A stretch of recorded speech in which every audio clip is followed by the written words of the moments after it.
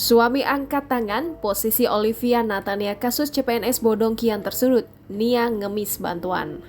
Olivia Natania bak hancur karena kasus CPNS bodongnya sendiri.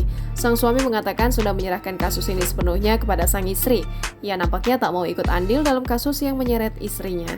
Olivia Natania sendiri terancam dimasukkan ke bui jika tak kembalikan uang para korban. Mengetahui hal itu, kabarnya Nia Daniati sampai meminta tolong kepada Farhad Abbas. Pernyataan itu diungkap langsung oleh Farhad Abbas sendiri. Ia mengatakan jika Nia Daniati datang kepadanya untuk meminta bantuan terkait kasus yang menyeret Olivia Natania.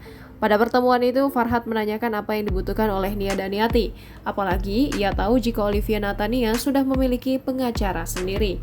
Secara belak-belakan, Farhad Abbas mengungkapkan jika Nia Daniati meminta bantuan uang. Kepada mantan suaminya itu, Nia Daniati mengatakan jika saat ini keuangan anak tirinya itu sedang tidak bagus. Menanggapi hal tersebut, anak Nia Daniati tak menjawabnya. Malahan, Olivia Natania tertawa saat media menanyakan tentang kebenaran pernyataan dari Farhad Abbas itu. Ia pun hanya meminta doa saja agar kasus ini cepat terselesaikan. Jangan lupa subscribe, share, komen, dan like ya!